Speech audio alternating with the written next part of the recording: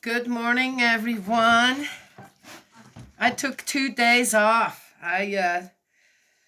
Ooh, it's cool. It's cool, but not cold. It's just actually, I should be outside. It's warmer out there. Okay. It's gonna rain. I'm kind of okay.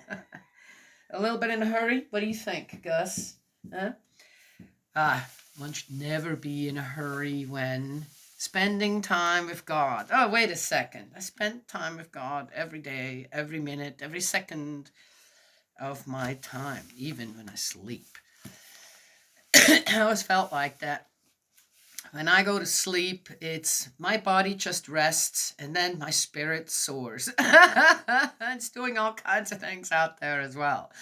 Ooh, what's my spirit doing out there without me kind of being I have this thing. I used to be able to remember dreams, this, that, or certain other things that would happen at night, and now somehow I'm not sure what stage I am in when it comes to spiritually, but it seems like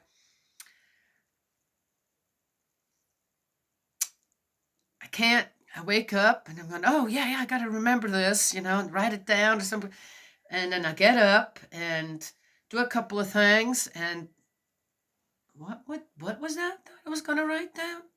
No clue. Oh, some people said, well, that could be early, this or that. No, it's not that. Uh, from what I've experienced with people and myself as well, dreams often is our subconscious is working things out. Right? Either that or we relive traumas, nightmares, this and that. I haven't had a nightmare. I can't tell you when I had my last nightmare. And then even then, my nightmares were, I'll tell you this one. This is how I progressed in that. So I used to have falling dreams. I have no idea why. I don't know why. But I did. And it was like this, and then this fear of when you hit the ground, right? When here you're falling, you're falling to your death. This is it. Okay, done, kind of thing. And I used to have those regularly and go through them. And I would wake up, even as a child, I would have those, and then into my early adulthood. And it was so just weird. Okay. So someone says, yeah, I've had those. So I made a decision, a waking decision. You know what? I'm done with this. This isn't helping. This isn't. I don't know why I'm having these dreams. There's no beginning, there's no middle, there's no end. There's just there's no beginning and there's no end. There's just a middle somewhere where I'm falling. And so when I had the next dream like that, I feel like because I manifested in my conscience and my consciousness, okay, I'm done with this. Right? Then my subconscious, when I was dreaming about it again, I could control it somehow. Okay, so I didn't fall. No, I fell. And I said, I know I'm dreaming. I know this isn't real. So I'm just going to hit the pavement. Right? That's always how it felt. I'm going to hit the pavement. So I'm going to just see what it feels like. The splat, right? Yes? And I did that. And I was really looking forward to the splat in my dream. And how am I going to hit that pavement? And it never happened. And I never had to dream again. Interesting? Yes. So the subconscious kind of, as I said, with dreams, it's we work things through this snap. I think I'm past all that. And I think that I've always felt sometimes, and I had conscious dreams that I could recall this really, really well. I mean, amazingly well. And it got to the point where I realized I am being given a warning, or I'm being given insight into spirit world in a way. Okay. And I would remember these dreams really, really well. Up to this day. Oh, I could tell you guys some things. Well, anyway. And that has stopped. But I know that I'm still out there in spirit world. And I believe now that my spirit actually is has gone from almost as being affected, right, then to show the effects of certain things that happen in the world, then what effect they have in spirit world, to resolving some things, being a help in spirit world while I'm sleeping. That's why I don't have any recollection of whatever when I wake up, even though I wake up and it's still there. And I'm going, oh, that was really good. And what did I do? And I need to share this. Because it was always really good. It's always really good in a way. Okay. Helpful. But as soon as I'm awake, 5-10 minutes, it's all gone. It's as if, no, this is your work in another world. And it doesn't have a place here yet. Interesting? Okay. Also, right? Yeah, okay. Interesting to me. So we're in Exodus 20. I was going to say something else, wasn't I? Then I got into that because that was more important. But okay, so you do get to share. Yeah, okay, it's me.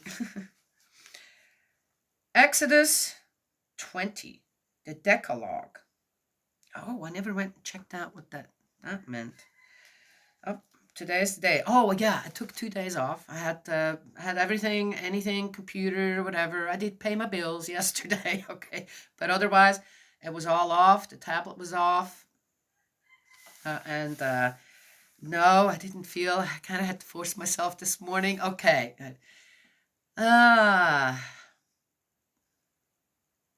It's amazing what you get done. All right. It was wonderful. I think people should do that every so often. To just put your phone away for a couple of days and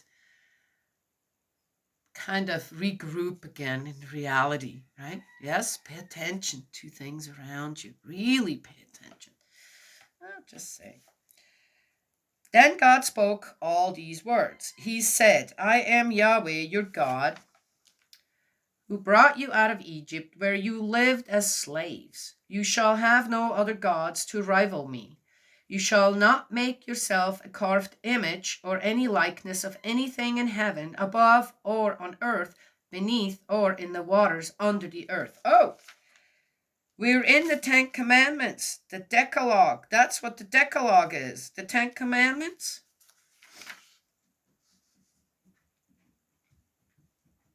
Oh, start this again.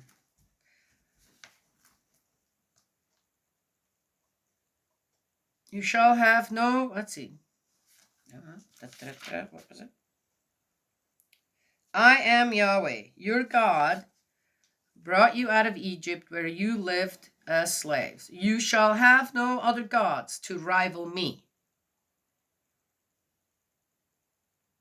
Well, considering that there are no other gods, that should be a no-brainer. Now, someone goes, hey, bud, yeah, bring me the proof. How about I say for a change? Do you know how many times people say, yeah, but how do you really know there is a God? And it's like, to me, this is the dumbest question that you could ask. Of course. Okay, get it. So you want to ask it. Sometimes I think, I live by this code, kind of, I have to practice that too. Reflect before you react. Right? Ask yourself the question yourself, does God exist? Then think of your surroundings. See how things work. Then you're going to have to say, start studying some things that you're interested in and little deeper study into it. And do your own, give your own personal experiences, your surroundings, into whatever study it is, whatever you're studying, infuse that with yourself as well. And then say, okay, whatever I'm studying here, is it about gardening? Is it about science, the human body? Is it about a virus? Is it about cooking? Is it about animals? Is it about children? Whatever. whatever it is that you're studying, is there truth? Is this absolute truth? Or are there things that I have experienced myself where, no, that wouldn't be right. It's not 100% right. Then suddenly you come up with what?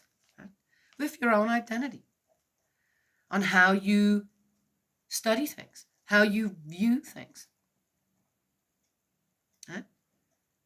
And as I said, reflect before you react.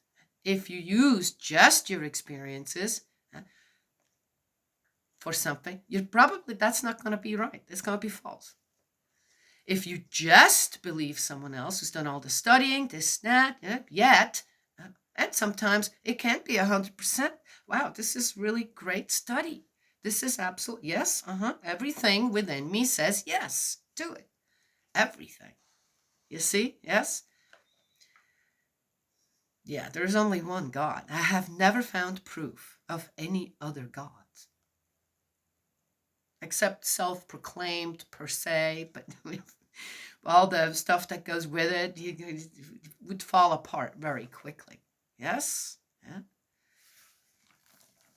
I think we could all agree that people are searching for something to idolize, right? All kinds of things. All kinds of things that are the wrong things. Yes? I tell you, I don't idolize God either.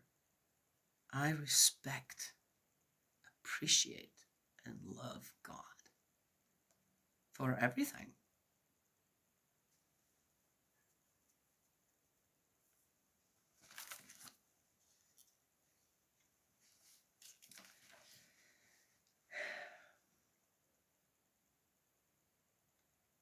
God likes that because he knows that I'm trying my best to be as good as him.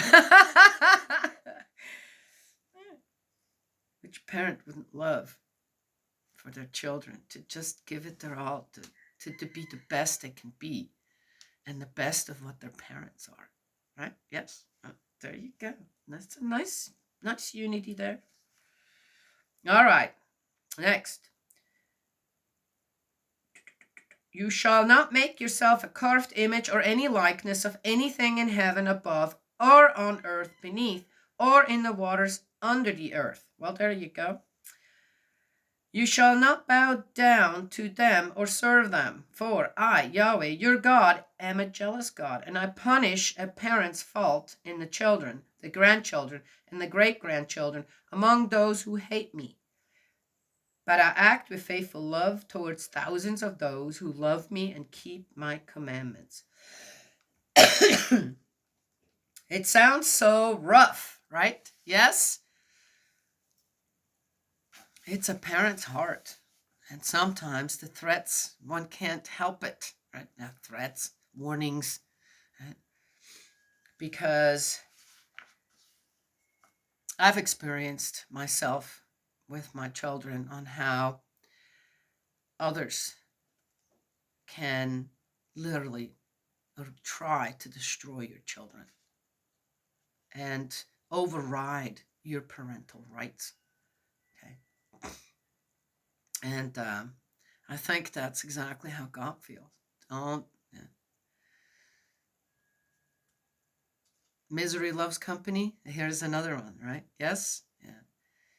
I find, okay, I'm not going to get into that one. It just makes a lot of sense to me, even though it sounds a bit, oh, okay, so I'm a jealous parent when it comes to my children, and suddenly someone wants to take that away from me. How must God feel when people just suddenly turn away, or others come in and try to take the ones that are well prepared, yet somehow, especially in the younger years, get derailed, right, by unhappy people and then led into all kinds of grueling things and have them not have happy experiences, grueling experiences. Yeah, wouldn't you fight back as a parent? Wouldn't you? even if it is just words can go a long way if one is honest. Don't try to take my children away from me, especially when you have done nothing wrong. Not talking on the side of goodness. Yes. A lot of good parents out there lose their children in the teenage years, young adults, to drugs. And who's giving them the drugs? Not the good parents. And yet, suddenly, all control is taken from the parents. All the love that they've given to that child or their children is taken. It makes no difference anymore.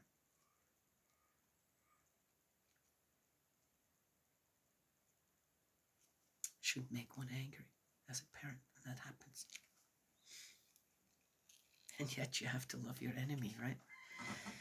Because that includes drug dealers, pedophiles. Anyway, sad. But if we obey God, we keep his commandments, then there are always ways. Restoration is real. It happens, yes. Is it on the physical plane or the spiritual plane? It happens. That's faith right there. You shall not misuse the name of Yahweh, your God, for Yahweh will not leave unpunished anyone who misuses his name.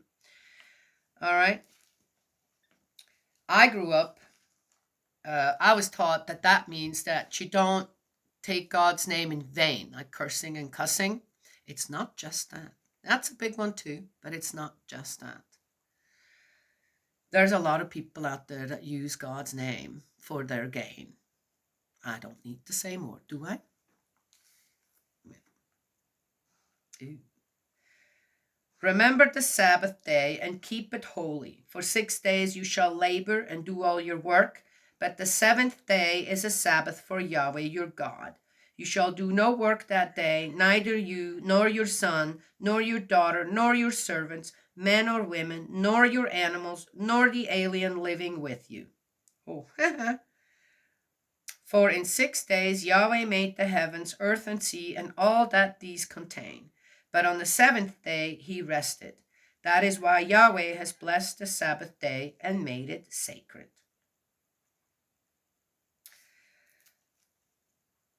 This is one of those commandments where I have to say, yeah, that sounds good. That sounds really good. And I guess at that time, the people, did they have hospitals? Oh.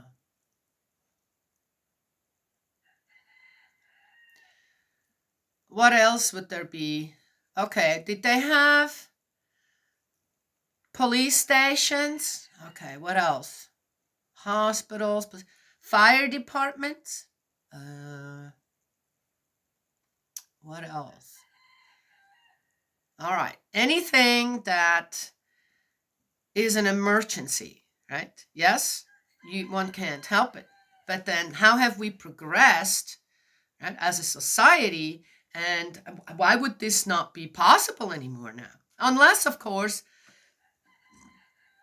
one could say, well, there is going to be exceptions. For what? The ones that are saving lives still out there while you're laying on the couch for a day?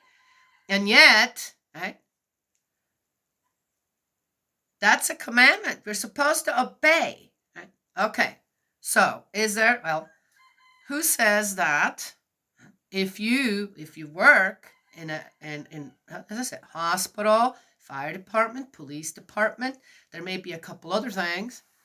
I can't think of anything right now, but I'm sure there's a couple other things that are, farmer. Okay, if you have animals, well, you're not going to let them eat for a day. Oh, you know what? Animals probably, most of them, they would do just fine a day without food. Yes?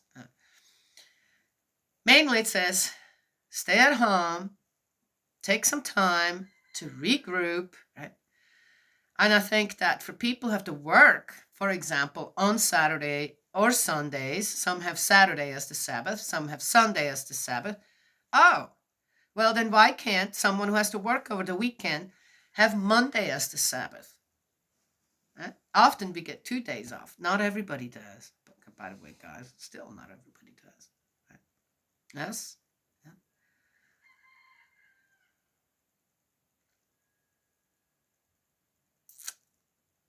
I think as Christians, we have to be really careful with this one, especially when uh,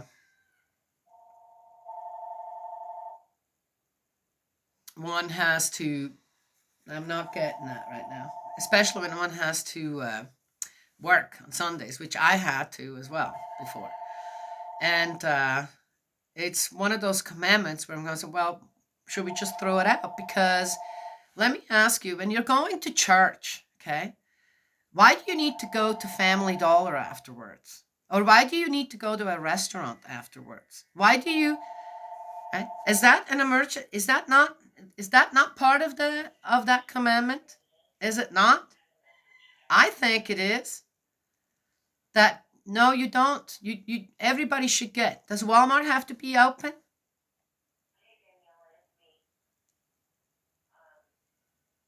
It's Sissy. She's coming home this month. Okay. No, not. But I can't. I'm not getting up right now. That's too much interference. So in any case, I would say on a Sunday, stay home. Okay, go to church. All right. But otherwise, stay home. Go back home or go to a park. Go somewhere where you're not making someone else work. I ended up having to work on weekends, this and that, is because it makes more money. The store makes more money. Right? And you can't just say, well, I'm not working Sundays, done. Well, then you're not right for the job. You see? Well, then I could have found another job. Well, eventually I did.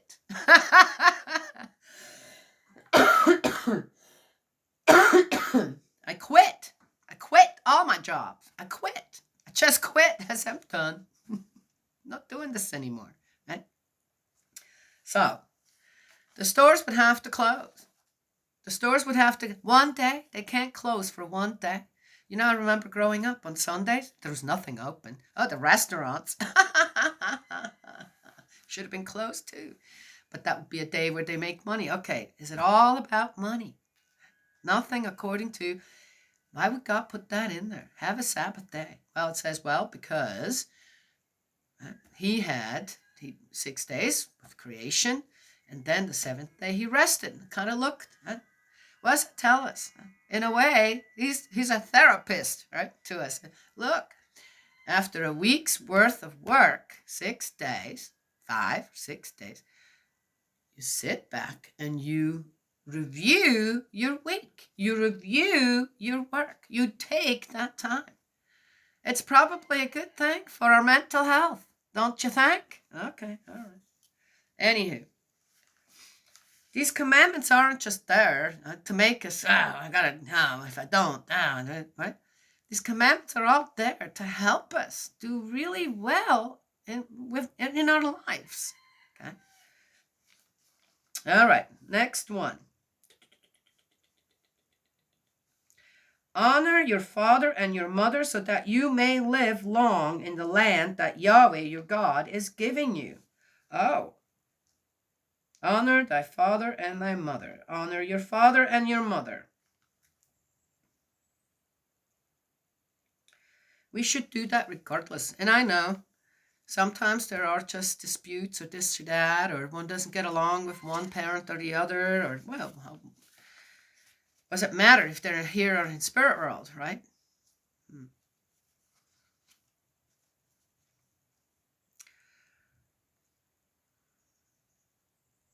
The conflict that we have with our parents should not interfere with filial piety.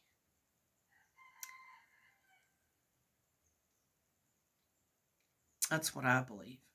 And even just having goodwill towards your parents, understanding what they going through, have gone through, this or that.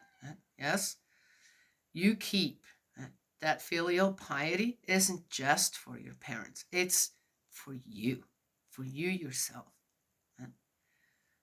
A worthy job, a worthy child. You are in this world. You're a worthy child.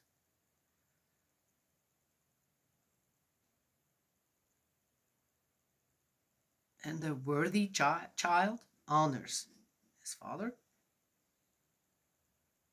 her father, his mother, her mother. Done.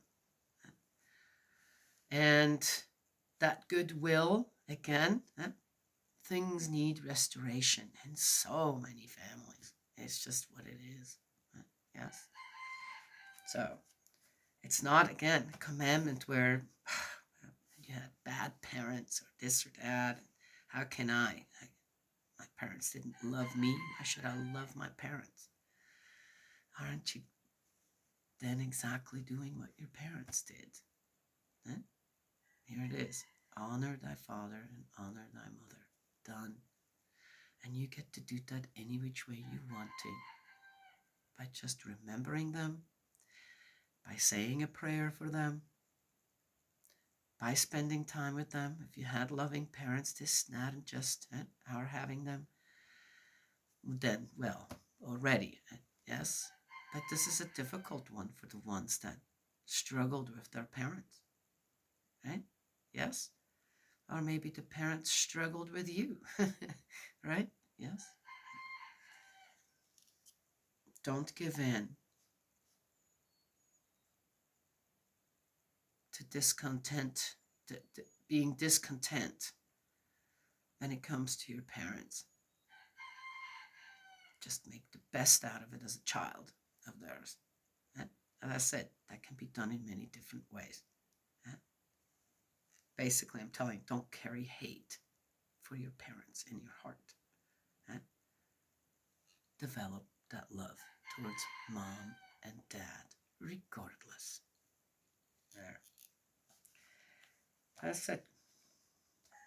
What does it say? Then you will live long in the land that Yahweh your God is giving you. You shall not kill. You shall not commit adultery. You shall not steal. I have nothing else to say to those. People are making things up with those left and right. And to me, it's God did not expand on these. You shall not kill. You shall not commit adultery. You shall not steal. Done.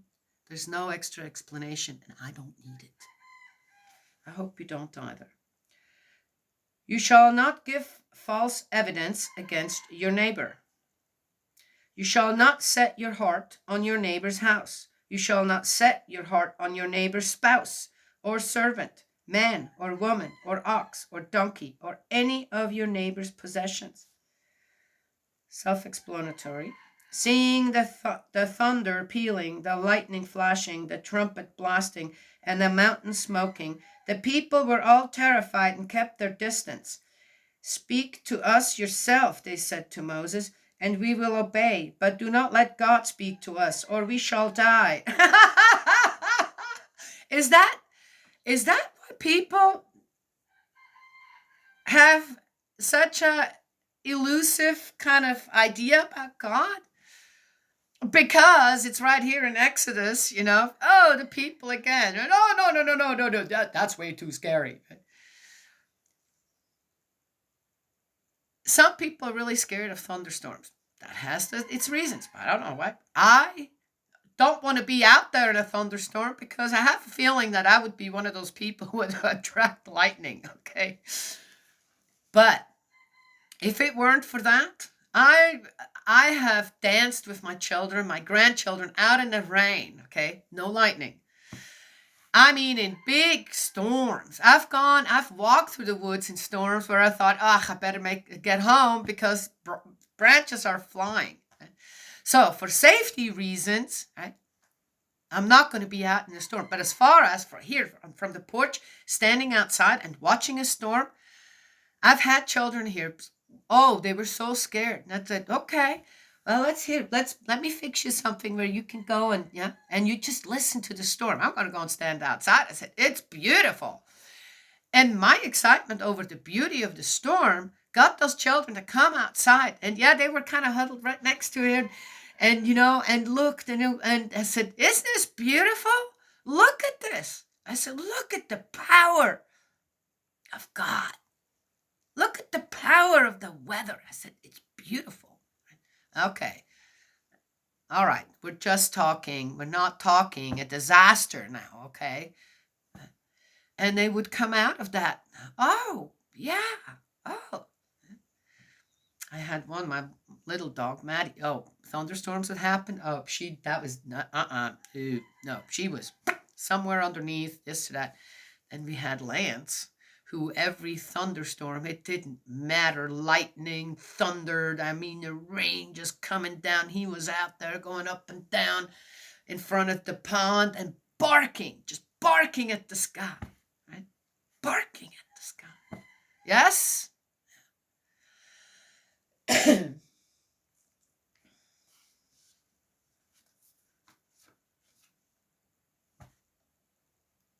God is powerful, very powerful. And he shows it to us every once in a while, how powerful he is.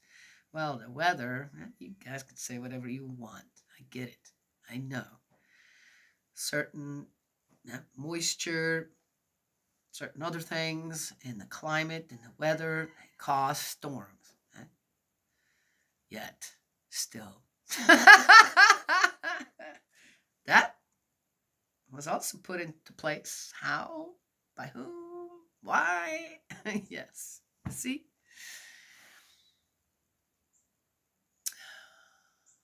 I grew up and being taught to have a relationship with Jesus, but I was never taught to have one with God until I met the Unification Church and read the Divine Principle. I learned to have, oh, wait a minute. Oh, I can. Right? I can have this deep relationship with God, the Creator, in many different ways. Right? Yes? Anyway, so it's a beautiful relationship. I suggest it to everyone. Don't be scared. Don't be scared no matter what. Okay? Yes? Trust. Have trust. Bet they were scared. Moses, you go and talk to them. We're kind of, again, didn't know God yet. So, it's all right.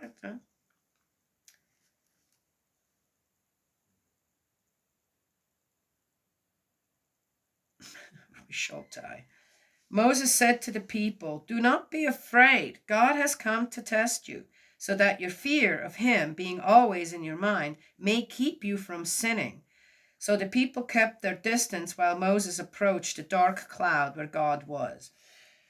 Okay, so again, how is Moses relaying the power of God? Right? Oh, he's testing you, and then he's going to make you afraid, right? So that you remember. Really? Is that how it works? I don't think it works that way at all. And I don't think it's ever worked. Ever. Oh. Can you dominate someone and oppress someone, especially when they're locked up, chained up, or this or that, into a child, for example, a woman, for example, dominated by, okay. Can you make them cower and fear them so much that they'll do anything? Yes. That's God. God would do that? I don't think so.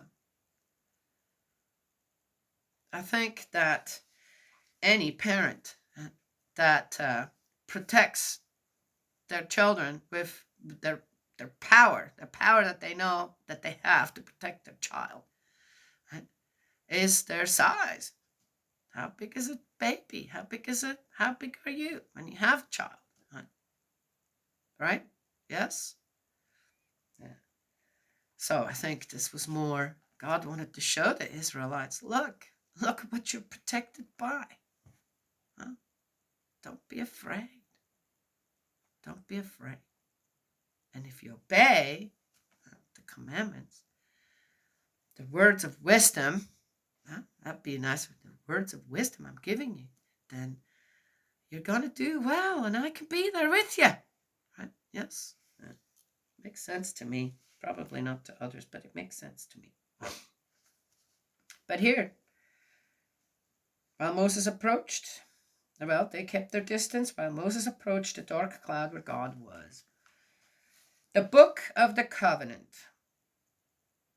Law concerning the altar.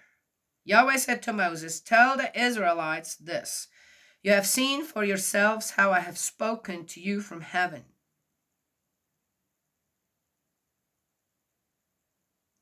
You must not make gods of silver to rival me, nor must you make yourselves gods of gold. Again, it's just what I said. God's really trying to show them, look, you don't need anything else, okay? Because, first of all, there isn't anything else. I'm it. Okay? And he's showing it in a powerful enough way to, hey, everybody see this? Right? Again, right? If it was just this right? Would the people all the way in the back have seen it? We're talking not just 10 people. We're talking hundreds of thousands, 1 million, 1.5 million, maybe 2 million people. You got to make a big enough entrance, don't you? For everyone to see you. So a little scarier for the ones way in the front than it is in the back. Okay. I'm just saying, what do we know on how this actually went down, right? But he's telling us, yep, you must make me an altar of earth on which to sacrifice your burnt offerings and communion sacrifices, your sheep and cattle. Wherever I choose to have my name remembered, I shall come to you and bless you. If you make me an altar of stone, do not build it of dressed stones, for if you use a chisel on it, you will profane it. Oh, that's interesting. You must not go up to my altar by steps, in case you expose your nakedness on them.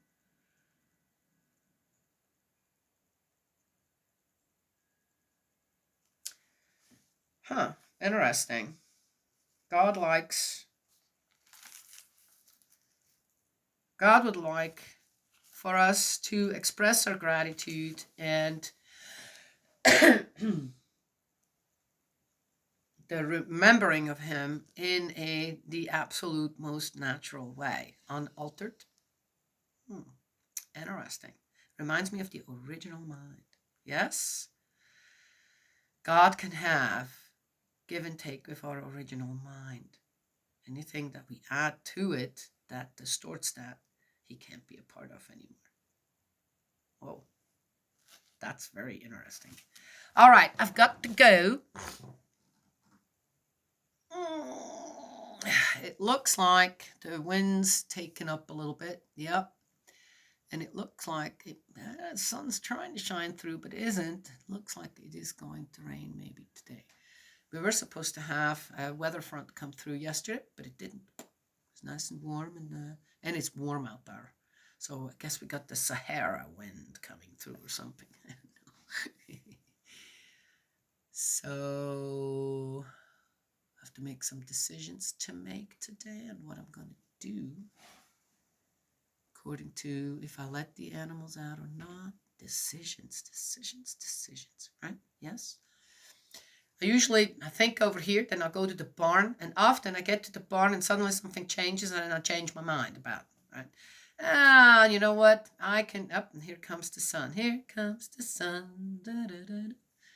Here comes the sun. And I say, it's all right. Okay. Yeah, all right. Done. Enough talking. God's love and blessings always, and may he protect you, and I will talk to you another time.